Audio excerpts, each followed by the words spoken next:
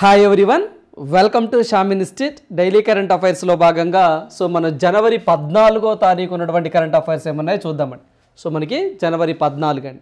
First one చూసినట్లయితే ఆదాయ పన్ను చెల్లించే మహిళల్లో రాష్ట్రం 4వ స్థానం అని చెప్పేసి ఆంధ్రప్రదేశ్ గవర్నమెంట్ మరోసారి వార్తల్లోకి రావడం జరిగిందండి. ఎవరైతే ఇన్కమ్ ట్యాక్స్ కడతారో వాళ్ళల్లో పర్టికులర్గా మహిళలండి, ఫిమేల్, ఇలా ఎక్కువగా ఫిమేల్ ఇన్కమ్ ట్యాక్స్ కట్టే రాష్ట్రాలలో ఆంధ్రప్రదేశ్ అనేది 4వ స్థానంలో ఉంది అని చెప్పి చెప్తున్నారు. మరి ఈ యొక్క రిపోర్ట్ ఏవైతే ఉంటుందో ఇది ఎవరి ప్రకారము అంటే ఎస్బీఐ రీసెర్చ్ ప్రకారం అండి. అంటే స్టేట్ బ్యాంక్ ఆఫ్ ఇండియా వారు కొన్ని రిపోర్ట్స్ రిలీజ్ చేస్తూ ఉంటారు. మరి ఈ రిపోర్ట్లో భాగంగా ఆంధ్రప్రదేశ్ అనేది 4వ స్థానంలో ఉందని చెప్పేసి అంటున్నారు. దేశం మొత్తం మీద 15% మహిళలు ఇన్కమ్ ట్యాక్స్ని చెల్లిస్తూ ఉన్నారండి. ఇక్కడ మెయిల్ ఫిమేల్ అండి, వాళ్ళలో మనం ఫిమేల్ గురించి మాట్లాడుకుంటున్నాం, మహిళల గురించి మాట్లాడుకుంటున్నాం. మహిళల్లో రాష్ట్రం 4వ స్థానంలో ఉందని, దేశం మొత్తం పన్ను చెల్లించేటువంటి మహిళలు 15% మంది ఉన్నారట. మరి ఆంధ్రప్రదేశ్లో ఎంతమంది ఉన్నారో చూద్దాం. అయితే మొదటి 3 స్థానాల్లో అండి ఫస్ట్ కేరళ ఉంది. ఫస్ట్ మనకి కేరళ ఉందండి. సెకండ్ వచ్చేసరికి తమిళనాడు ఉంది. థర్డ్ ప్లేస్ అనేది వెస్ట్ బెంగాల్ అండ్ పంజాబ్ రెండు కూడా షేర్ చేసుకుంటున్నాయండి. షేర్ చేసుకుంటున్నాయి. ఆంధ్రప్రదేశ్ అనేది 4వ స్థానంలో ఉంది అని చెప్పేసి మనకి ఎస్బీఐ రీసెర్చ్ నివేదిక చెప్పడం జరిగింది. మరి దీనికి సంబంధించి అంటే ఎంత పర్సంటేజ్ కూడా చూద్దామండి. మనం ఓవరాల్గా దేశంలో యావరేజ్గా అయితే మాత్రం 15% మంది మహిళలు ఇన్కమ్ ట్యాక్స్ చెల్లిస్తూ ఉన్నారు, అంటే మనకి ఆదాయ పన్ను చెల్లిస్తూ ఉన్నారు. మరి వీటిల్లో కేరళ 22.26% మంది ఉన్నారండి మహిళలు. మిగతా రిమైనింగ్ ఎవరు సార్ అంటే ఆ రాష్ట్రంలో మెయిల్స్ అనమాట. అదేవిధంగా సెకండ్ ప్లేస్ తమిళనాడు అండి, 21.20% ఉన్నారు. ఆ తర్వాత థర్డ్ ప్లేస్లో పంజాబ్ అండ్ వెస్ట్ బెంగాల్ రెండు ఈక్వల్గా షేర్ చేసుకుంటున్నాయి. అక్కడ 16.9% మంది మహిళలు ఆదాయపు పన్నును చెల్లిస్తూ ఉన్నారు.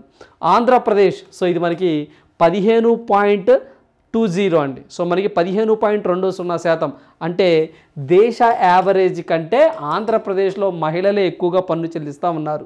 చూడండి, దేశ యావరేజ్ అంతా 15%, కానీ ఆంధ్రప్రదేశ్ 15.20%, అంటే 0.20 ఎక్కువగా ఆంధ్రప్రదేశ్ మహిళలే చెల్లిస్తున్నారు అని ఎస్బీఐ రీసెర్చ్ నివేదిక చెప్పడం జరిగింది. చాలా ఇంపార్టెంట్, గుర్తుంచుకోండి. ఇది మనం ఒకవేళ రీజనల్ అంశాలు అడగొచ్చు, లేకపోతే సర్వేలు నివేదికల్లో కూడా అడగొచ్చండి. నివేదికల్లో కూడా అడగొచ్చు. అయితే వీరు ఈ రీసెర్చ్ నివేదికలో ఇంకా ఎటువంటి విషయాలు చెప్పారు సార్ అంటే, ఏదైతే శ్రామిక శక్తిలో మహిళల శ్రామిక శక్తి ఎక్కువగా ఉంది అని 2017-18తో పోలిస్తే 2022-23లో మహిళల శ్రామిక శక్తి ఎక్కువగా ఉంది అని చెప్పారు. అదేవిధంగా వ్యవసాయ రంగంలో కూడా మహిళల పాత్ర ఎక్కువగా పెరుగుతుందని, అదేవిధంగా ఈ యొక్క మెయిల్ డామినేషన్ తగ్గిపోతుందని చెప్పేసి కూడా ఈ యొక్క ఎస్బీఐ రీసెర్చ్లో చెప్పడం జరిగింది. ఇక్కడ మీకు చెప్పే ప్రతిదీ కూడా ఎగ్జామ్ పాయింట్ ఆఫ్ వ్యూ ఇంపార్టెంటేనండి. ఇప్పుడు మనం ఏం డిస్కస్ చేసామంటే, ఇప్పటిదాకా ఏదైతే ఆదాయపు పన్ను అంటే ఇన్కమ్ ట్యాక్స్ చెల్లించేటువంటి మహిళల్లో మొదటి స్టేట్ కేరళ ఉంది, సెకండ్ తమిళనాడు ఉంది, third place Punjab and west Bengal share చేసుకుంటున్నాయి, ఫోర్త్ ప్లేస్లో ఆంధ్రప్రదేశ్ ఉంది. ఆంధ్రప్రదేశ్ 15.20% మహిళలు చెల్లిస్తున్నారు. దేశ యావరేజ్ ఎంత ఉందంటే 15% ఉంది. అయితే 2017-18తో పోలిస్తే 2022-23లో మహిళా శ్రామిక శక్తి పెరిగింది అని చెప్పేసి అంటున్నారు. మనకి ఇటీవల కాలంలో స్టేట్మెంట్స్ ఇచ్చి మహిళా శ్రామిక శక్తి తగ్గింది, లేకపోతే సమానంగా ఉంది, ఇలా అడుగుతున్న సందర్భాలు ఉన్నాయండి. చాలా ఇంపార్టెంట్, గుర్తుంచుకోండి. 17-18తో పోలిస్తే 2022-23లో మహిళా శ్రామిక శక్తి అంటే వాళ్ళ కాంట్రిబ్యూషన్ బాగా పెరిగింది. 2017-18లో వాళ్ళ యొక్క కాంట్రిబ్యూషన్ అంటే వాళ్ళ యొక్క శ్రామిక శక్తి అనేది 23.3% ఉంటే అది 2022-23 నాటికి 37% పెరిగిందండి. చూడండి, అంటే 13.7% పెరిగింది. చాలా ఇంపార్టెంట్. ఇవన్నీ కూడా ఫ్యాక్చువల్ డేటా అండి, గుర్తుంచుకోండి. 17-18 నాటితో కంపేర్ చేస్తే 13.7% పెరిగింది. మనకి రేపు ఎగ్జామ్లో దాన్ని తప్పుగా ఇవ్వచ్చు. అదేవిధంగా వ్యవసాయ రంగంలో అంటే ఇక్కడ ఓవరాల్గా చెప్పడం జరిగిందండి, మహిళల శ్రామిక శక్తి డిఫరెంట్ సెక్టార్లో యావరేజ్గా చెప్పడం జరిగింది. పర్టికులర్గా వ్యవసాయ రంగంలో మహిళల శ్రామిక శక్తి పురుషుల కాడికి ఉమెన్కి ఎక్కువగా ఉందట. మనకి 2017-18 వాళ్ళ కాంట్రిబ్యూషను 57% ఉంటే 17-18లో అండి 2022-23లో 64.3% పెరిగింది. సో చూడండి ఎంత పెరిగిందో. సో చాలా చాలా ఇంపార్టెంట్, గుర్తుంచుకోండి. 57% కాస్త 64.3% పెరిగిందండి. వ్యవసాయ రంగంలో మహిళల శ్రామిక శక్తి.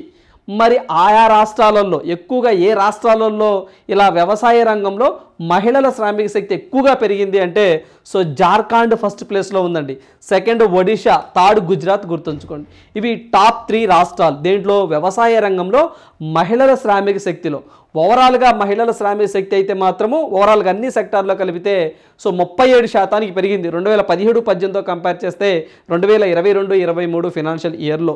అదేవిధంగా మరి వ్యవసాయ రంగంలో సో మెయిల్ అంటే ఏది పురుషుల శ్రామిక శక్తి ఎలా ఉంది సార్ అంటే 2017-18లో 40.2%గా ఉంటే అది 2022-23 నాటికి 37%. చూడండి తగ్గిపోయింది. సో మనకి గతంలో మెయిల్ డామినేషన్ అనేది అంటే పురుషుల శ్రామిక శక్తి అనేది సో 17-18లో 40.2%గా ఉంటే అది 2022-23 నాటికి 37%కి తగ్గిపోయింది. అదే మహిళలు చూసినట్లయితే చూడండి 57% కాస్త 64.3% ఉంది, అంటే పెరిగింది. చూడండి ఇలా మనం ఎనలైటికల్గా చదువుకోవాలండి. ఇది మనం జనరల్గా ఎకానమీ పాయింట్ ఆఫ్ వ్యూలో ఎక్కువగా అడుగుతున్న సందర్భాలు ఉంటాయి. గతంలో ఇలా అడిగారండి, ఇలా అడిగిన సందర్భాలు ఉన్నాయి, పర్టికులర్గా గ్రూప్ 2 వాళ్ళు. సో ఖచ్చితంగా ఇలాంటివి మిమ్మల్ని అడుగుతున్న సందర్భాలు ఉన్నాయి. సో ఎంత పెరిగింది, సో ఎంత తగ్గింది, వ్యవసాయ రంగంలో ఇలా మహిళలు పెరిగారు కదా శ్రామిక శక్తిలో. సో ఏ రాష్ట్రంలో ఎక్కువగా పెరిగిందంటే ఫస్ట్ జార్ఖండ్ ఎక్కువగా మహిళల పార్టిసిపేషన్ ఉంది, తర్వాత ఒడిషా ఉంది, తర్వాత గుజరాత్ ఉంది. ఓకేనండి. సో ఇదొక నివేదిక. సో ఇదొక ఇంపార్టెంట్ పాయింట్, ఇదొక పాయింట్. అదేవిధంగా ఇక్కడ మనకి ఇన్కమ్ ట్యాక్స్, సో ఆదాయ పన్ను చెల్లించేటువంటి మహిళల్లో రాష్ట్రం 4వ స్థానంలో ఉంది అని ఎవరు చెప్పారు? SBI రీసెర్చ్ నివేదిక చెప్పడం జరిగింది. సో గుర్తుంచుకోండి, చాలా చాలా ఇంపార్టెంట్. అలా పెరగడానికి గల కారణాలు ఏంటి అట? సో ఆంధ్రప్రదేశ్లో జగనన్న మహిళా మార్ట్ అని, అదేవిధంగా మహిళలకు ప్రొవైడ్ చేస్తున్నటువంటి ఫినాన్షియల్ అసిస్టెన్స్ కానివ్వండి, సహాయం కానివ్వండి, సో ఇవన్నీ కూడా మహిళల యొక్క ఆదాయము బాగా పెరిగిందని. సో ఇక్కడ ప్రభుత్వం ఏదైతే మనకి రాష్ట్ర ప్రభుత్వం తీసుకున్నటువంటి కొన్ని ఇనిషియేటివ్స్, కొన్ని కార్యక్రమాల వల్ల మహిళలు ధనవంతులయ్యారని, అందువల్ల వాళ్ళు ఇన్కమ్ ట్యాక్స్ పే చేస్తున్నారు అని చెప్పేసి కూడా ఈ రిపోర్ట్లో SBI వాళ్ళు చెప్పడం జరిగింది. ఓకేనండి. సో ఇవన్నీ కూడా మనము ఎకానమీ పాయింట్ ఆఫ్ వ్యూలో గుర్తుంచుకోవాలి. సో ఎగ్జామ్లో అడుగుతారు, గుర్తుంచుకోండి. మనం గతంలో డిస్కస్ చేసామండి నాబార్డు నివేదిక అని చెప్పేసి. ఎగ్ ప్రొడక్షన్లో, మీట్ ప్రొడక్షన్లో, మిల్క్ ప్రొడక్షన్లో ఆంధ్రప్రదేశ్ స్థానం ఏంటి, అదేవిధంగా మొదటి 3 రాష్ట్రాలు ఏంటి, నాబార్డు నివేదిక అండి అది. సో అవి ఒకటి మనం ఒకసారి ఎగ్జామ్కి వెళ్ళే ముందు మీరు ఒకసారి ఆ రిపోర్ట్ను చూసుకొని వెళ్ళండి. నాబార్డు వాళ్ళు రిలీజ్ చేసినటువంటి కానివ్వండి, SBI రీసెర్చ్ సో నివేదిక కానివ్వండి, భారతదేశం అనేది సో 2027 కల్లా సో మనకి అభివృద్ధి, మనకి ఏదైతే థర్డ్ ఎకానమీగా, సో థర్డ్ లార్జెస్ట్ ఎకానమీగా, ప్రజలు మనం 5వ అతిపెద్ద ఆర్థిక వ్యవస్థగా ఉన్నాం, అది 3వ అతిపెద్ద ఆర్థిక వ్యవస్థగా మనం అవతరించబోతున్నాం అని చెప్పేసి గతంలో SBI వాళ్ళే ఒక రిపోర్ట్ను కూడా రిలీజ్ చేయడం జరిగింది. సో ఇలా మొత్తం కూడా మీరు ఒక రిపోర్ట్లన్నీ కూడా నాబార్డు రిపోర్ట్స్ అన్నీ కూడా ఒక పక్కన రాసుకోండి. అదేవిధంగా SBI రీసెర్చ్ రిపోర్ట్ ఒక పక్కన రాసుకోండి, UNO వాళ్ళ రిపోర్ట్స్ ఒక పక్కన రాసుకోండి, అదేవిధంగా మనకి RBI రిపోర్ట్స్ ఒక పక్కన రాసుకోండి. సో ఇలా కూడా ప్రతిదీ కూడా మీరు సెగ్రిగేట్ చేసుకుంటే కన్ఫ్యూజన్ లేకుండా ఉంటుందండి. సో ఏ రిపోర్ట్ ఎప్పుడు రిలీజ్ చేశారు ఏంటి అని చెప్పేసి అలా కాకుండా క్లారిటీ కాకుండా గజిబిజిగా రాసుకోవద్దు దయచేసి. ఓకేనండి. సో గుర్తుంచుకోండి దీనికి సంబంధించి. రైట్. సో నెక్స్ట్ వన్ చూద్దాం. సో నెక్స్ట్ వన్ చూసినట్లయితే మాచర్ల జాతి గొర్రెలకు సో ICAR గుర్తింపు అని చెప్పేసి. మాచర్ల గొర్రెలు, వీటిని పలనాడు గొర్రెలు అని కూడా అంటారండి. సో మీ అందరికీ తెలిసిందే, గతంలో గుంటూరు జిల్లాలో ఉండేదండి మాచర్ల. ఇప్పుడు ఆ గుంటూరు జిల్లా కాస్త పలనాడు జిల్లాగా పేరు మార్చారు. సో మరియు ఆ జాతి గొర్రెలు ఏవైతే ఉంటాయో ఈ గొర్రెలను సో జాతీయ బ్రీడ్ రిజిస్ట్రేషన్ కమిటీ ఆమోదించడం జరిగింది. ఈ యొక్క మాచర్ల గొర్రెలను జాతీయ గొర్రెలుగా గుర్తిస్తూ, సో ఏంటంటే జాతీయ గొర్రెలుగా గుర్తిస్తూ భారతీయ వ్యవసాయ పరిశోధన మండలి, దీన్నే మనము Indian council of agricultural research అని చెప్పేసి అంటాం, వీళ్ళు బ్రీడ్ రిజిస్ట్రేషన్ కమిటీ ఇటీవలే ఆమోదం తెలిపింది.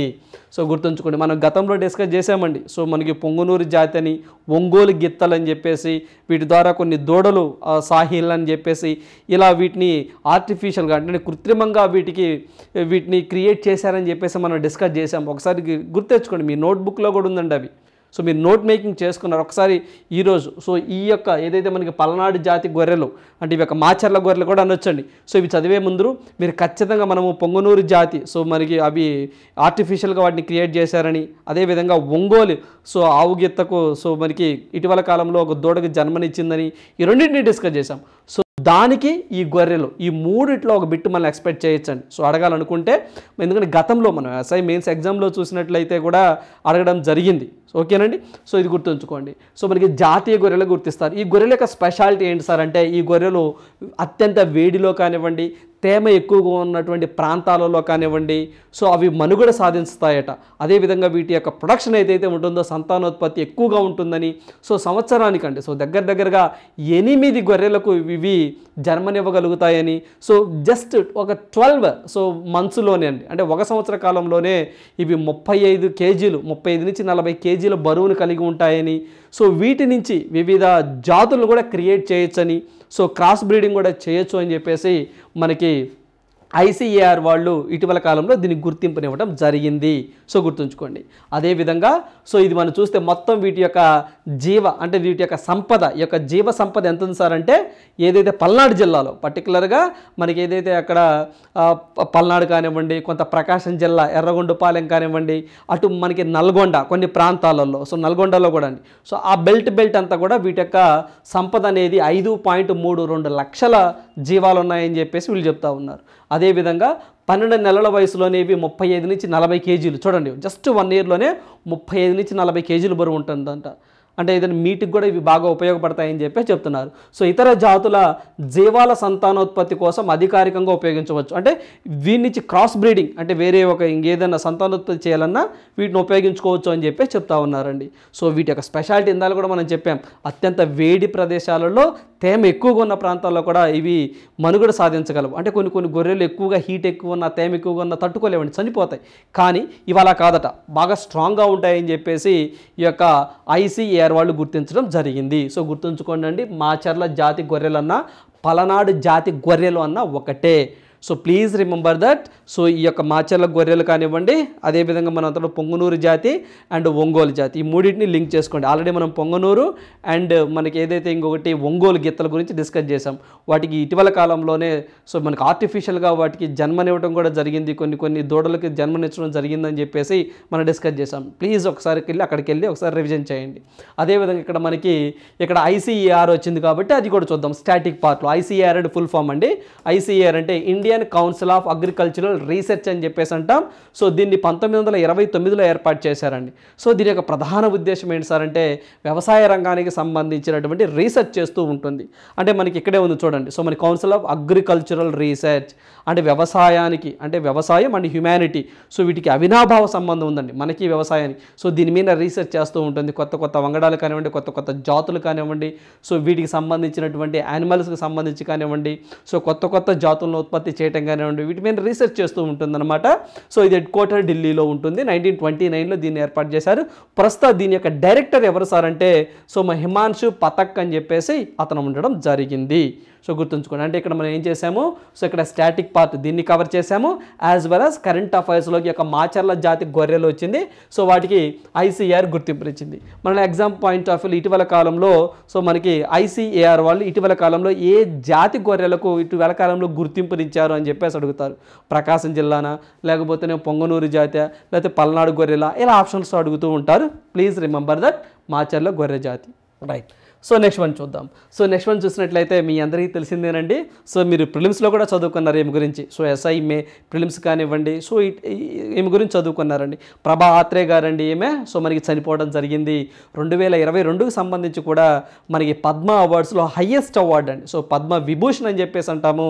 సో అవార్డు 2022లో ఆమెకి ఇవ్వడం జరిగింది. మీరు ప్రిలిమ్స్ పాయింట్ అప్పుడు ఎస్ఐ ప్రిలిమ్స్ అప్పుడు చదువుకునే ఉన్నారు, at the same time group 1లో కూడా మీరు చదువుకునే ఉన్నారు. సో ఈమె గురించి అయితే ఈమె చనిపోవడం జరిగింది. సో ఈమె గురించి రేపు బిట్టు మనం ఎక్స్పెక్ట్ చేయొచ్చు. సో ఈమె ఏదైతే మనకి పద్మ అవార్డ్స్లో అండి పద్మ విభూషణ్, పద్మభూషణ్, పద్మశ్రీ సో 3 అవార్డులు కూడా ఈమె తీసుకోవడం జరిగింది. సో అందువల్ల అటల్ మనకి సంస్కృతం అవార్డు అని చెప్పేసి ఒక అవార్డు ఉండేది, అవార్డు కూడా తీసుకోవడం జరిగింది. అదేవిధంగా ఈమె కొన్ని 2-3 బుక్స్ కూడా బాగా ఫేమస్ బుక్స్ ఉన్నాయండి, అవి కూడా మనం చదువుకోవాలి.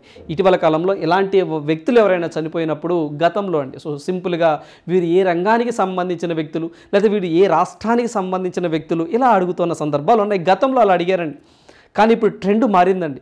సో ఇటీవల కాలంలో ప్రభా ఆత్రే గారు చనిపోయారు కదా, ఈమెకి సంబంధించి సరికాని వాక్యాలను గుర్తించండి లేదా సరైన వాక్యాలను గుర్తించండి అని చెప్పేసి statement 1 correct, statement 2 correct, both correct, 2 not correct, both 2 options are not correct, ఇలా ఎగ్జామ్లో అడుగుతున్న సందర్భాలు ఉన్నాయి. సో అందువల్ల ఈమె ఒక వోకలిస్ట్ అని చెప్పేసి గుర్తుంచుకోండి. హిందుస్థానీ సంగీతంలో ఈమె పెట్టింది పేరు అని చెప్పేసి. సో ఈమె రీసెంట్గా చనిపోవడం జరిగింది. ఈమె 1932 సెప్టెంబర్ 13వ తేదీన జన్మించారండి. సో ఈమె ఎక్కడ సార్ జన్మించారంటే ముంబై, మహారాష్ట్రలో జన్మించారు, గుర్తుంచుకోండి. ఈమె state Mumbai, first of all అది గుర్తుంచుకోండి. సో ఈమె ఒక వోకలిస్ట్ అని చెప్పేసి గుర్తుంచుకోండి, అంటే విద్వాంసరాలు అని చెప్పేసి గుర్తుంచుకోండి. హిందుస్థానీ సంగీతంలో కిరానా, ఘరానాకు మరింత పేరు ప్రఖ్యాతలు తీసుకురావడంలో ఈమె కీలక పాత్ర పోషించారు. అంటే హిందుస్థానీ సంగీతాన్ని శిఖరాగ్రాలకు ఈమె తీసుకెళ్లడం జరిగింది. ఈమె మహారాష్ట్ర ఏంటండి, మహారాష్ట్ర స్టేట్కి సంబంధించినటువంటి ఆమె వోకలిస్ట్ అని చెప్పేసి అంటాం. హిందుస్థానీ సంగీతంలో ప్రావీణ్యురాలు. సో ఇవి బేసిక్గా తెలుసుకోవాలి. సో ఇప్పుడు ఈమె డిస్కస్ చేసామండి మనం, ఆమెకి పద్మశ్రీ వచ్చిందని, పద్మ విభూషణ్ వచ్చిందని, పద్మభూషణ్ వచ్చిందన్నాం. అయితే ఏ సంవత్సరంలో వచ్చింది అవి కూడా ఇంపార్టెంటే. అవి ఒకసారి మనం చూసినట్లయితే సో మనకి పద్మశ్రీ అవార్డు అండి 1990లో పద్మశ్రీ అంటే పద్మ అవార్డ్స్లో 3rd హైయెస్ట్. ఫస్ట్ హైయెస్ట్ ఏంటి పద్మ అవార్డ్స్లో అండి, పద్మ అవార్డ్స్లో హైయెస్ట్ అవార్డు పద్మ విభూషణ్ అండి. సో పద్మ విభూషణ్ 2022లో రావడం జరిగింది. 2022 గుర్తుంచుకోండి. ఆల్రెడీ మీరు ప్రిలిమ్స్లో చదివారండి, ఎస్ఐ కానిస్టేబుల్ ప్రిలిమ్స్లో చదివారు. సో 2022లో రావడం జరిగింది. Padma Bhushan this is the 2nd highest Padma awards. ఎప్పుడు వచ్చింది సార్ అంటే 2002లో రావడం జరిగిందండి, 2002. సో మనకి 2002లో రావడం జరిగింది. పద్మశ్రీ 3rd హైయెస్ట్ 1990లో రావడం జరిగింది. As well as ఏమికి Sangeet Natak academy award అని చెప్పేసి, సంగీత నాటక అకాడమీ అని చెప్పేసి అంటామండి. సో ఈ యొక్క సంగీత నాటక అకాడమీ వారు 1991లో ఏమికి అవార్డు ఇవ్వడం జరిగింది. అదేవిధంగా అటల్ సంస్కృతి అవార్డు అని చెప్పేసి మొన్న రీసెంట్గా అండి, సో మనకి డిసెంబర్ 2023లో అండి, మన రీసెంట్గా లాస్ట్ ఇయర్ డిసెంబర్ ఆ టైంలో అటల్ సంస్కృతి అవార్డు అని చెప్పేసి ఈమెకి ఇవ్వడం జరిగింది. దీంతో పాటుగా ఈమె ఆల్ ఇండియా రేడియోలో కూడా సో ప్రొడ్యూసర్గా అంటే అసిస్టెంట్ ప్రొడ్యూసర్ కూడా ఏం పనిచేయడం జరిగిందండి రాంచీ స్టేషన్లో. సో చాలా ఇంపార్టెంట్, సో గుర్తుంచుకోండి. అదేవిధంగా ఈమె రచించినటువంటి సో ఇంపార్టెంట్ బుక్స్లో ప్రధానంగా 2 వెరీ ఇంపార్టెంట్. సో ఆమె స్వీయ చరిత్ర అండి. సో ఏంటి సార్ అంటే along the path of music. So చాలా ఇంపార్టెంట్ బుక్ పేరండి, along the path of music అని చెప్పేసి 2005లో ఆ పుస్తకాన్ని ఆమె రచించడం జరిగింది. ఓకేనండి, గుర్తుంచుకోండి. ఇంకొకటి ఎన్లైటనింగ్ ద లిజనర్ అని చెప్పేసి ఈ పుస్తకం కూడా ఆమె రచించడం జరిగింది. ఈ 2 పుస్తకాల్లో కూడా so along the path of music అనేది ఆమెకి బాగా పేరుని తీసుకురావడం జరిగింది. ఆమె యొక్క స్వీయ చరిత్ర 2005లో రావడం జరిగింది, గుర్తుంచుకోండి. చూడండి, సో ఇక ప్రభా ఆత్రే గారు అనగానే మనకి ఇన్ని పాయింట్లు గుర్తుండాలి. ఇన్ని పాయింట్లు గుర్తుంటేనే ఎగ్జామినర్ ఎలా అడిగినా మనం ఆన్సర్ చేయగలుగుతామండి.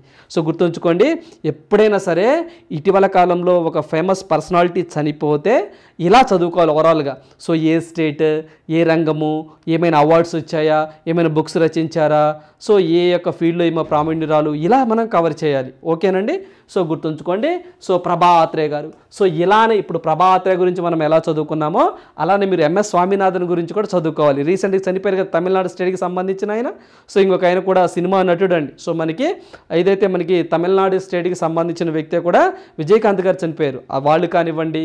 సో ఇలా ఇటీవల కాలంలో చనిపోయినటువంటి ప్రముఖులు కానివ్వండి, కళ్యాణపూడి రాధాకృష్ణ గారు అని చెప్పేసి మనకి స్టాటిస్టిక్స్ ప్రైజ్ అవార్డు తీసుకున్నటువంటి వ్యక్తి, సో ఆయన కానివ్వండి. ఇలా ఎవరైనా చనిపోతే సో ఖచ్చితంగా మనం చదువుకోవాల్సిందే, గుర్తుంచుకోండి. Please remember that. ఓకేనండి, ఎంఎస్ స్వామినాథన్ అడిగితే రేపు మనకి ఎగ్జామ్ పాయింట్ ఆఫ్ ఖచ్చితంగా ఎంఎస్ స్వామినాథన్ గురించి కూడా అడగొచ్చండి. మీ అందరికీ తెలిసిందే father of green revolution in India. ఓకేనండి, తమిళనాడు స్టేట్కి సంబంధించినటువంటి వ్యక్తి. సో అడగడానికి పాసిబిలిటీ ఉంది, గుర్తుంచుకోండి. అతని గురించి కూడా మనము కరెంట్ అఫైర్లో డిస్కస్ చేసాం, పీడిఎఫ్లో కూడా మీకు ప్రొవైడ్ చేయడం జరిగింది. కనీసం ఇలా 10 పాయింట్లు మనం కవర్ చేయాలి. రైట్. సో నెక్స్ట్ వన్ చూద్దామండి. సో నెక్స్ట్ వన్ చూసినట్లయితే అసంఘటిత రంగ కార్మికుల కోసము బిల్డ్ ఫర్ బిలియన్స్ కార్యక్రమాన్ని చేపట్టబోతున్నారండి. సో గుర్తుంచుకోండి, బిల్డ్ ఫర్ బిలియన్స్ కార్యక్రమం. సో మనకి బిల్డ్ ఫర్ బిలియన్స్ కార్యక్రమాన్ని చేపట్టబోతున్నారు. ఇండియన్ స్కూల్ ఆఫ్ బిజినెస్ అని చెప్పేసి దానికి సంబంధించినటువంటి డి ల్యాబ్స్ వారు, ఆర్బీఐ వారు and union Bank of India వారు, వీళ్ళు ముగ్గురు కలిసి సో ఈ యొక్క ఏదైతే మనకి బిల్డ్ ఫర్ బిలియన్స్ అనే ఒక కార్యక్రమాన్ని శ్రీకారం చుడుతున్నారట. అసలు అది ఏంటి సార్ అంటే ఒకసారి చూద్దాం. చూడండి, ఇప్పుడు మనకి ఎవరు సార్, డి ల్యాబ్స్ అని చెప్పేసి అంటాం. ఈ డి ల్యాబ్స్ ఎవరు సార్ అంటే ఇండియన్ స్కూల్ ఆఫ్ బిజినెస్ వారిది వీరు, and reserve bank of India మీకు తెలిసిందే, and union Bank of India ఇది మీకు తెలిసింది, యూబీఐ పబ్లిక్ సెక్టర్ బ్యాంక్, వీళ్ళు ముగ్గురు జాయింట్గా భాగస్వామ్యంతో అసంఘటిత రంగ కార్మికులకు, ఓకేనండి. సో మనకి ఈ యొక్క అసంఘటిత రంగ కార్మికులు, ఉద్యోగులకు, అంటే అసంఘటిత రంగం అంటే అనార్గనైజ్డ్ సెక్టర్ అండి. అంటే వాళ్ళకి ఏవైతే పెన్షన్స్ కానీ ఉండవు, అదేవిధంగా ఒక జీవిత భద్రత అంటూ ఏముండదు. ఆఫ్టర్ 60 years తర్వాత వాళ్ళకి ఎటువంటి గవర్నమెంట్ బెనిఫిట్స్ కూడా ఉండవు. లైక్ గిగా వర్కర్స్ కానివ్వండి, సో మనకి ఎవరైతే స్ట్రీట్ వెండర్స్ కానివ్వండి, హోటల్స్లో పనిచేసేవాళ్ళు కానివ్వండి, ఇలాంటి వారి కోసం మీ అందరికీ తెలిసిందే ఈ శ్రమ పోర్టల్ గుర్తురావాలి మీకు.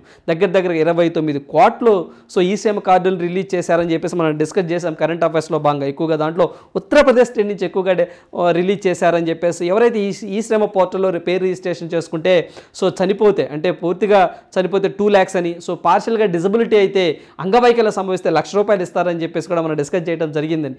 ఇలా అసంఘటిత రంగంలో ఉన్నటువంటి ఎవరైతే ఉద్యోగులు కానీ కార్మికులు కానీ వీరున్నారో వీళ్ళకి ఫినాన్షియల్ ఇన్క్లూజన్ని కల్పించాలని, వాళ్ళకి కావాల్సినటువంటి ఆర్థిక సేవలను కల్పించాలి అంటే ఏం చేయాలి, వాళ్ళని ఒక గొడుగు కిందకి తీసుకురావాలి, వాళ్ళకు కూడా ఫినాన్షియల్ యాక్సెస్ ఎక్కువగా ఉండాలి, వాళ్ళకి కూడా కొన్ని వెల్ఫేర్ స్కీమ్స్ ఉండాలి, వాళ్ళకి వెల్ఫేర్ బాగుండాలి, అయితే ఏం చెయ్యాలి అనే దాని మీద సో డి ల్యాబ్స్ వాళ్ళు, ఆర్బీఐ వాళ్ళు, యూనియన్ బ్యాంక్ వాళ్ళు భాగస్వామ్యంతో సో కొన్ని ఆర్థిక సేవలు వాళ్ళ కోసం అందుబాటులోకి తీసుకురావాలి. అంటే వాళ్ళకి లోన్స్ ప్రొవైడ్ చేయటం, వాళ్ళ కాళ్ళ మీద వాళ్ళు నుంచోవడం, ఇలాంటివి చేయాలంటే ఏం చెయ్యాలి అని చెప్పేసి కొన్ని స్టార్టప్స్ కంపెనీకి కొన్ని గైడ్లైన్స్ పంపించాయండి.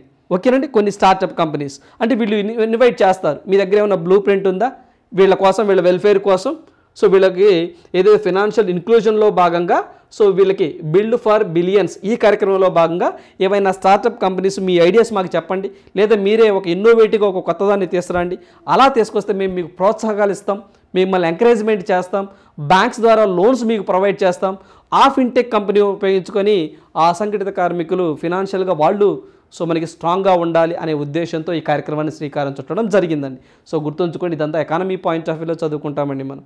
ఓకేనా, రేపు మనకి ఎగ్జామ్ పాయింట్ ఆఫ్ వ్యూలో బిల్డ్ ఫర్ బిలియన్స్ ఈ కార్యక్రమాన్ని ఏ ముగ్గురు జాయింట్ వెంచర్గా సో దీన్ని ఇంప్లిమెంట్ చేస్తున్నారంటే D labs, RBI, Union Bank of India అని చెప్పేసి గుర్తుంచుకోవాలి. సో దీనికి బ్యాక్ బోన్గా ఆర్బీఐ వారు, ప్రధానంగా ఆర్బీఐ ఇన్నోవేషన్ హబ్ అని చెప్పేసి వారు బ్యాక్ బోన్గా మేము ఉంటాము. మేము కొన్ని ఫిన్టెక్ కంపెనీస్కి సంబంధించి కొన్ని ఏవైతే కంపెనీస్ ఉంటాయో అవి అండ్ బ్యాంకుల్ని అనుసంధానం చేసి ఏవైతే కొత్తగా వస్తున్నవి ఈ యొక్క వీటికి ఎవరైతే ఈ అసంఘటిత రంగంలో ఉన్నటువంటి వ్యక్తులకి ఎటువంటి బెనిఫిట్స్ ఇవ్వచ్చు, అంకుర సంస్థలు మాకు బ్లూ ప్రింట్ ఇవ్వండి, దాని మీద మీకు సపోర్ట్ చేస్తామని RBI innovation hub CEO Rajesh Bansal గారు సో ఒక స్టేట్మెంట్ ఇవ్వడం జరిగింది. ఇన్ జనరల్గా కూడా మనకి ఆర్బీఐ ఇన్నోవేషన్ హబ్ సిఈఓ ఎవరు సార్ అంటే రాజేష్ బన్సాల్, గుర్తుంచుకోండి. ఓకేనండి, సో ఇది మనం ప్యూర్ ఎకానమీ పాయింట్ ఆఫ్ వ్యూలో కవర్ చేస్తాం. రైట్, సో నెక్స్ట్ వన్ చూద్దాం. సో నెక్స్ట్ వన్ చూసినట్లయితే పాము కాటు మరణాల తగ్గింపు లక్ష్యంగా జాతీయ ప్రణాళిక. సో మనకి ఈ స్నేక్ బైట్స్ అని చెప్పేసి అంటామండి. ఈ యొక్క పాము కాటుకు సంబంధించి ఒక ప్రభుత్వం ఒక ముసాయిదాన్ని తీసుకురావడం జరిగిందండి. అంటే పాము కాటు వల్ల చాలామంది చనిపోతున్నారట. సో అవి కాటు వేయటం వల్ల మరణాలతో పాటుగా అంగవైకల్యం కూడా సంభవిస్తుందంట. సో ఈ యొక్క పాము కాటు మరణాలను 2030 నాటికి 50% తగ్గించాలండి. సో మనకి 2030 నాటికి సో మనకి 2030 కల్లా సగానికి తగ్గించాలి అని చెప్పేసి ప్రభుత్వం లక్ష్యంగా పెట్టుకోవడం జరిగింది. ఇదే కాదండి, వరల్డ్ హెల్త్ ఆర్గనైజేషన్ వారు కూడా ప్రపంచవ్యాప్తంగా సో చాలామంది ఈ యొక్క పాము కాటుకు చనిపోతున్నారట. సో వాటి యొక్క మరణాలను కూడా 50% తగ్గించాలి అని చెప్పేసి దీనికి సంబంధించి ప్రజల్లో కొన్ని అవేర్నెస్ కార్యక్రమాలని చేపట్టాలి అని చెప్పేసి సో కొన్ని కార్యక్రమాలను చేపట్టడం జరిగింది. సో దీంట్లో భాగంగానే పాము కాటుతో సో దేశంలో సంభవిస్తున్న మరణాలు, అంగవైకల్యం పొందే వారి సంఖ్య తగ్గించాలని చెప్పేసి కేంద్ర ప్రభుత్వం కొంత ముసాయిదాను అంటే కొంత డ్రాఫ్ట్ను కూడా తీసుకురావడం జరిగిందండి. అంటే ప్రజల్లో కొన్ని అవేర్నెస్ కార్యక్రమాలు తీసుకురావడం, అంటే పాము కరిచిన వెంబటేనండి ఇప్పటికీ విలేజెస్లో ఏదో మంత్రాలు పెట్టడం, మంత్రసానులని సో ఇలా లేట్ చేస్తున్నారండి. ఇలా కాకుండా సో ఎప్పుడైతే పాము కరిచిందో ఆ దగ్గరలో హాస్పిటల్స్ని ఏర్పాటు చేయడం, ఆ విషం విరుగుడికి ఇంజక్షన్లు తీసుకురావడం, ఇలాంటివన్నీ కూడా మేము తీసుకొస్తాము అని చెప్పేసి గవర్నమెంట్ ఆఫ్ ఇండియా చెప్తా ఉంది. సో మీరు విలేజెస్లో మనం చూస్తూ ఉంటామండి. సో ఏదైనా పాము కాడిస్తే సో అంతరం వేయించుకోవడం, లేకపోతేనేమో ఏదో మంత్రాలు ఉంటుందని చెప్పేసి అంటాం, ఇలాంటివి ఉంటాయి. సో ఇలా ఉండకూడదు. ఎప్పుడైతే పాము కరిచిందో వెంబడి హాస్పిటల్కి వెళ్ళి సో ఆ విషం విరుగుడికి ఇంజెక్షన్ చేయించుకోవాలని చెప్పేసి వరల్డ్ హెల్త్ ఆర్గనైజేషన్ చెప్తా ఉంది. ఈ ముసాయిదాలో కూడా అలానే ఉంది. ఓకేనండి. సో ఇయర్ గుర్తుంచుకుని ఎప్పటికల్లా 2030 కల్లా 50% మరణాలు అంగవైకల్యాలు తగ్గించాలి. ఇది కరెంట్ అఫైర్స్లోకి వచ్చింది. ఇప్పుడు కొంత స్టాటిక్ పార్ట్ కూడా డిస్కస్ చేద్దామండి. ఆల్రెడీ మనం చెక్ లిస్ట్లో కూడా దీని గురించి డిస్కస్ చేసాం. సో ఎవరైనా ఆస్పిరెంట్స్ ఎవరైతే ఉంటే ఒకసారి ప్లీజ్ రిమెంబర్ దట్ మనం చెక్ లిస్ట్లో కూడా ఈ పాములకు సంబంధించినటువంటి బ్యాక్గ్రౌండ్ అంటే దీని స్టాటిక్ పార్ట్ గతంలో 1 or 2 క్వశ్చన్స్ అడిగిన సందర్భాలు ఉన్నాయి. అవేంటి ఇంకొకసారి మీకు గుర్తు చేసే ప్రయత్నం చేస్తాను.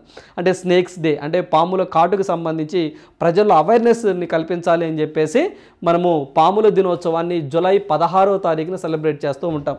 అంటే ఆ రోజు పాము కాటుకు సో గురి కాకుండా ఎటువంటి చర్యలు తీసుకోవాలి, ఒకవేళ కరిస్తే ఎటువంటి చర్యలు తీసుకోవాలి, ప్రజల్లో కొంత అవేర్నెస్ కార్యక్రమాలు చేపడుతూ ఉంటారు. పాముల దినోత్సవం స్నేక్స్ డే ఎప్పుడు సార్ అంటే జూలై 16. సో 1967లో టెక్సాస్ అంటే అమెరికాలోని టెక్సాస్లో స్నేక్ ఫోరం అని చెప్పేసి ఒక ఫోరంని ఏర్పాటు చేశారు వారు. అండ్ UNCBD వాళ్ళు అంటే United nations conservation biological diversity వీరు అంటే ఇది 1993లో కొన్ని సూచనలు చేశారండి వీళ్ళు. ఎవరు? స్నేక్ ఫోరం వాళ్ళు అండ్ UNCBD వాళ్ళు. వీళ్ళేం చేశారు సార్ అంటే సో ఈ యొక్క పాము కాటుకు సంబంధించిన మరణాలు తగ్గించాలి, సో ప్రజల్లో కొన్ని అవేర్నెస్ కార్యక్రమాలు తీసుకురావాలి అని చెప్పేసి సో పాముల దినోత్సవాన్ని జూలై 16 నుంచి వీళ్ళు కండక్ట్ చేస్తూ ఉన్నారు. ఎవరు? స్నేక్ ఫోరం వాళ్ళు అండ్ UNCBD వాళ్ళు.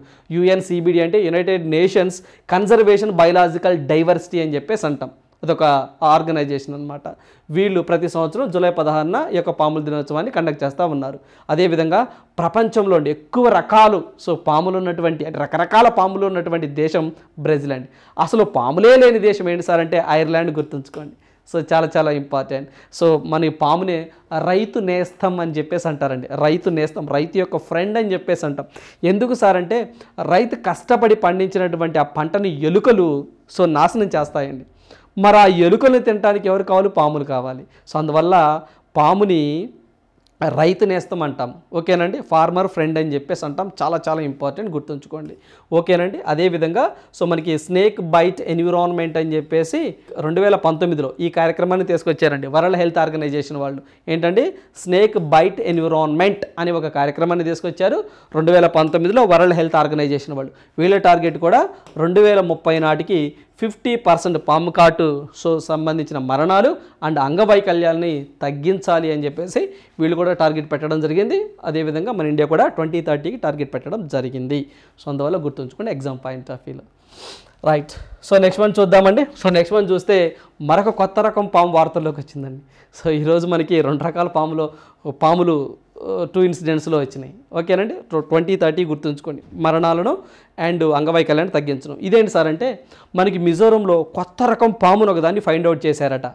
ఓకేనండి. సో ఇది ఎక్కువగా కొండల్లో గుట్టల్లో సో ఇలా ఉంటుందని, సో దగ్గరగా కూడా 8 గుడ్లు అలా పెడుతుందని చెప్పేసి వీళ్ళు చెప్తా ఉన్నారు.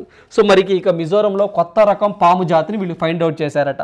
సో ఇది బ్రిటిష్ ఇండియా వైద్యుడు, అతని పేరు వచ్చేసరికి గోరే అండి. సో అతని పేరు గోరే. సో గోరే పేరు మీదుగా ఈ పాముకు ఒక పేరు పెట్టారండి. ఏమని సార్ అంటే సినోమైక్రాస్ గోరీగా పేరు పెట్టడం జరిగింది.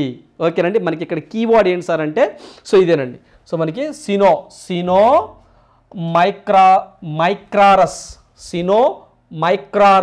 గోరీ అని చెప్పేసి అంటాం. సో ఇది పేరు పెట్టడం జరిగింది ఆ పాముకి. అదొక కొత్త జాతి పాము అండి. ఇప్పటివరకు మన భారతదేశంలో లేదట. స్థానికంగా ఈ పాముని ఏమని పిలుస్తారు సార్ అంటే రుల్ హిహ్నా అని చెప్పేసి పిలుస్తారండి. రుల్ హిహ్నా అనే పేరుతో పిలుస్తారని చెప్పేసి ఎవరు చెప్పారు సార్ అంటే లాల్రే మాసంగా అని చెప్పేసి. ఇతను ఎవరు సార్ అంటే లాల్రే మసంగా.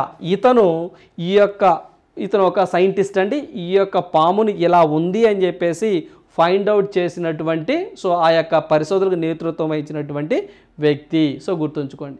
ఓకేనండి. సో పేరు గుర్తుంచుకోండి. దాని పేరు వచ్చేసరికి సినోమైక్రారస్ గోరీ. సో లోకల్గా ఏమని పిలుస్తారు? రుల్ హిహ్నా అని చెప్పేసి పిలుస్తారు. ఏ రాష్ట్రం అని అడుగుతారు? మిజోరం. గుర్తుంచుకోండి. స్ట్రైట్ క్వశ్చన్ అండి. ఓకేనండి. రైట్. సో నెక్స్ట్ వన్ చూద్దాం. సో నెక్స్ట్ వన్ చూసినట్లయితే సేంద్రియ వ్యర్థాల నిర్వహణకు సరికొత్త పరిజ్ఞానం అని చెప్పేసి ఐఐటి గువహటి ఒకసారి వార్తల్లోకి రావడం జరిగిందండి. మరోసారి ఐఐటి గువహటి లేదా గౌహతి అంటాం, గువహటి అని కూడా అంటాం.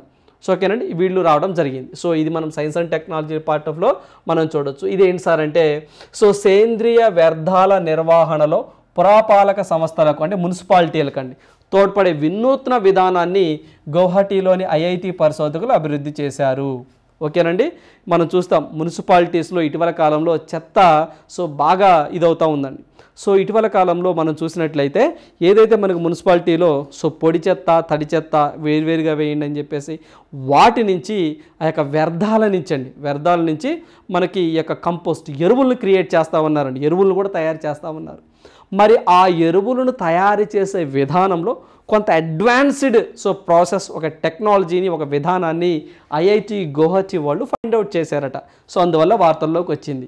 ఇందులో అండి సో 2 విధానాలు ఉంటాయి, బాగా గుర్తుంచుకోండి. ఒకటి వచ్చేసరికి రోటరీ డ్రమ్ కంపోస్ట్ అని చెప్పేసి అంటామండి. ఏంటంటే ఆర్డిసి అంటాం, అంటే రోటరీ డ్రమ్ కంపోస్ట్ అని చెప్పేసి ఇదొక విధానం. ఇంకొకటి వచ్చేసరికి వర్మీ కంపోస్ట్ అని చెప్పేసి ఇంకోటి ఏంటి సార్ అంటే సో మనకి ఆర్డివిసి అని చెప్పేసి అంటామండి. అంటే మనకి ఇది రోటరీ డ్రమ్ వర్మీ కంపోస్ట్ అని చెప్పేసి అంటాం. ఈ యొక్క 2 విధానాలని సో ఈ రెండింటిని మిక్స్ చేశారట వీరు. గతంలో దానికి సపరేట్గా ఉండేదంట, ఇదొక విధానం ఇదొక విధానం. ఈ రెండింటిని ఇప్పుడు మెర్జ్ చేసి ఒక కొత్త విధానానికి శ్రీకారం చుట్టారట ఐఐటి గౌహతి వాళ్ళు. అంటే ఏంటి సార్ అంటే సో ఏదైతే మనము మున్సిపాలిటీలు అంటే పర్టికులర్గా ఈ యొక్క మున్సిపాలిటీస్ ఏవైతే ఉంటాయో సో మనకి ఆ మున్సిపాలిటీలో మనం ఎక్కువగా చెత్త ఇలాంటివి వేస్తూ ఉంటామండి. సో దాంట్లో ఎక్కువగా మనకి ఏదైతే ఈ యొక్క ఆ యొక్క ఎరువుల నుంచి ఆ యొక్క ఏది మనం వ్యర్థాలు పారేస్తూ ఉంటామో ఆ వ్యర్థాల నుంచి ఈ వర్మీ కంపోస్ట్ ఎరువులను తయారు చేస్తూ ఉంటారు. అయితే ఇక్కడ పదార్థాల విచ్ఛిన్నానికి అంటే బయోడిగ్రేడేషన్ అంటాం. అంటే మరి ఆ పదార్థం కుళ్ళిపోయింది కదండి. ఇప్పుడు మనం చెత్త వేస్తామండి, ఆ చెత్తను ఒక డంపింగ్ యార్డ్లో డంప్ చేస్తారండి. అలా డంప్ చేసిన తర్వాత కొన్నాళ్ళు అలా ఉంచుతారు, ఎందుకంటే అది మనకి ఇది అవ్వాలండి, విచ్ఛిన్నం అవ్వాలండి. విచ్ఛిన్నం దాన్నే మనం ఇంగ్లీష్లో బయోడిగ్రేడేషన్ అవ్వాలి. అంటే అది దాని నుంచి బాగా కుళ్ళిపోయి సో దాని నుంచి సో మనకి వర్మీ కంపోస్ట్గా మారుస్తారు.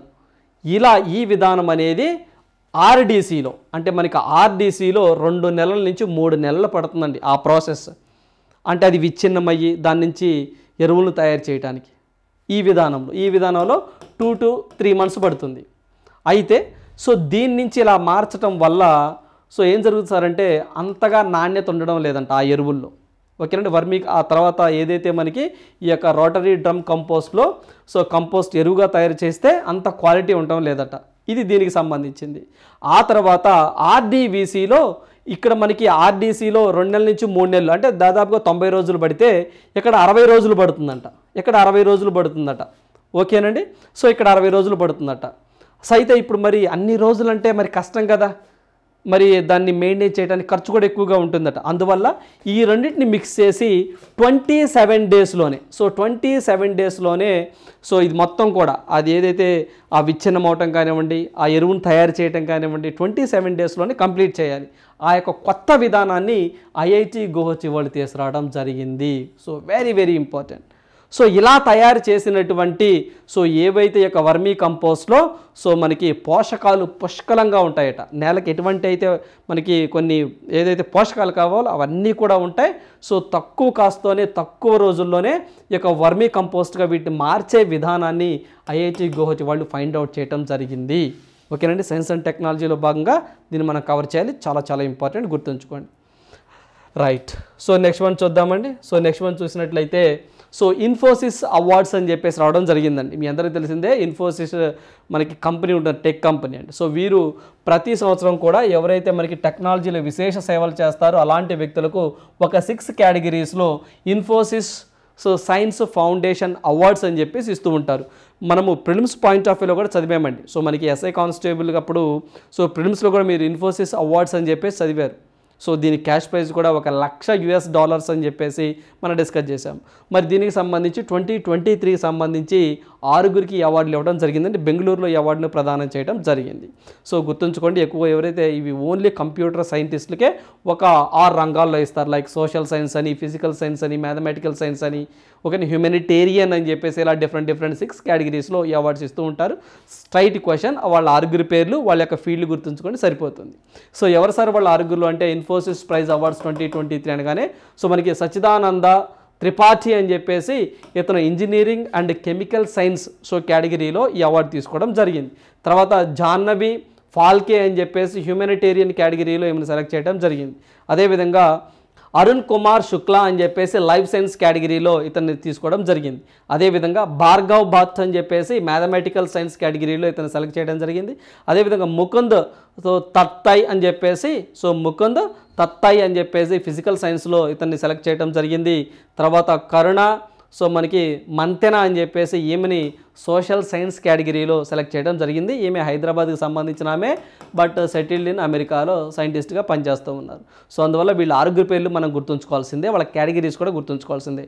సో కొన్ని ట్రిక్స్ గుర్తుంచుకోండి. అంటే లాంగ్ టర్మ్లో అంత పేర్లు మనకు గుర్తుండవు కాబట్టి చిన్న పేర్లు అంటే చూడగానే మనకి మల్టిపుల్ చాయిసే కదా, చూడగానే ఎస్ వీళ్ళకి అవార్డు ఇచ్చారా లేదా, ఇచ్చారు, ఇవ్వలేదు, అలా ఫైండ్ అవుట్ చేస్తే చాలండి, అన్నీ గుర్తుంచుకోవాల్సిన అవసరం లేదు. ఇప్పుడు చూడండి, కరుణ మంతెన పేరు, మీరు కరుణ గుర్తుంచుకోండి. లేకపోతే మంతెన సత్యనారాయణ ఒక ఆయన ఉన్నారండి, ప్రకృతి వైద్యం గురించి బాగా చెప్తూ ఉంటారు ఆయన, ప్రకృతి ఏ ఫుడ్ తినాలి ఏంటని. పోనీ కరుణ గుర్తుంచుకోండి, ఆపరేషన్ కరుణ అని చెప్పేసి మనము మయన్మార్కి బంగ్లాదేశ్కి ఏదైతే భూకంపం వస్తే మనం సహాయం చేసామండి ఆపరేషన్ కరుణ ద్వారా. పోనీ కరుణ గుర్తుంచుకోండి, మీరు మొత్తం ఆన్సర్ చూడగానే కరుణ మంతెన అని చెప్పేసి మీరు ఫైండ్ అవుట్ చేస్తారు. తర్వాత వచ్చేసరికి ముకుంద్ గుర్తుంచుకోండి, ముకుంద సినిమా ఉందా, ముకుంద్ సినిమా పేరు గుర్తుంచుకోండి, ముకుంద్. తర్వాత వచ్చేసరికి భార్గవ్ భట్, భార్గవ్ గుర్తుంచుకోండి. తర్వాత వచ్చేసి అరుణ్ కుమార్ శుక్లా, అరుణ్ గుర్తుంచుకోండి. భార్గవ, అరుణ. జాహ్నవి ఫాల్కే ఓకేనండి, దాదా ఫాల్కే అలా గుర్తుంచుకోండి. పోనీ అది దాదా ఫాల్కే అంటే సినిమా రంగంలో ఇస్తారు. ఇదేంటి జాహ్నవి ఫాల్కే అలా గుర్తుంచుకోండి. ఇక త్రిపాఠి అనగానే నిన్నటి కరెంట్ అఫైర్స్లో కూడా మనము ఏదైతే election commission of India brand ambassador నుంచి పంకజ్ త్రిపాఠి బయటకు వచ్చాడు, అంటే బ్రాండ్ అంబాసిడర్గా లేరు అని చెప్పేసి మనం డిస్కస్ చేసాం. అది పంకజ్ త్రిపాఠి, ఇదేంటి సచ్చిదానంద త్రిపాఠి.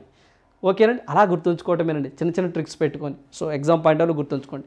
ఇన్ఫోసిస్ అనగానే ఇన్ఫోసిస్ బ్రాండ్ అంబాసిడర్గా ఇద్దరు, ఇగా స్వియాటిక్ పోలాండ్ కంట్రీకి సంబంధించిన ఆమెని, ఇంకొక ఆయన రఫేల్ నాదల్ స్పెయిన్ కంట్రీకి సంబంధించిన వీళ్ళిద్దరూ ఇన్ఫోసిస్ బ్రాండ్ అంబాసిడర్స్గా ఉన్నారని చెప్పేసి కూడా మనం కరెంట్ అఫైర్స్లో డిస్కస్ చేసాం.